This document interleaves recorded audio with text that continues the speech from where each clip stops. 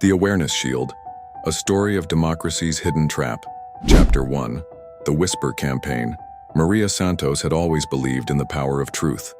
As a history professor at State University, she taught her students about the fragile nature of democratic institutions and how they could be eroded from within. She never imagined she would witness it firsthand. It started with whispers in faculty meetings. Colleagues who questioned the new administration's policies were quietly labeled as disloyal or enemies of progress. At first, Maria dismissed it as political rhetoric, the kind that ebbs and flows with every election cycle. But then Professor Chen was suspended for publishing research that contradicted the government's environmental claims. Dr. Rodriguez found her funding cut after criticizing military spending priorities. The pattern became clear. Dissent was being systematically silenced under the guise of protecting national interests. Chapter 2. The Trap is Set. The real revelation came when Maria discovered a leaked memo from the Department of Internal Security. It outlined something called the Loyalty Framework, a program designed to identify and neutralize treasonous elements within academic, journalistic, and civil society circles. The trap was ingenious in its simplicity.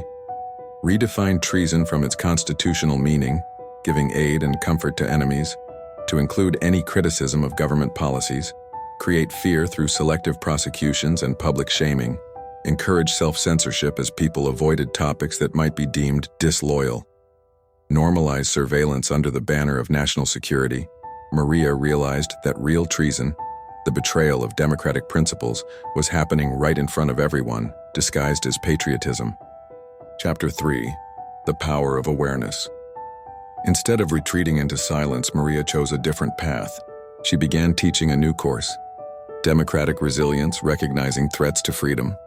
She couldn't directly oppose the government, but she could educate.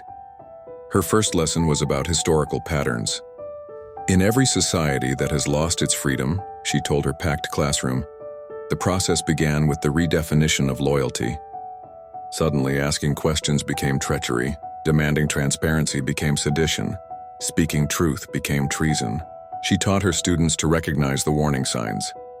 When criticism is equated with disloyalty, when questioning policies becomes unpatriotic, when independent institutions are attacked as enemies of the people, when dissent is criminalized in the name of security.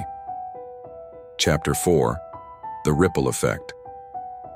Maria's students became aware, and awareness spread.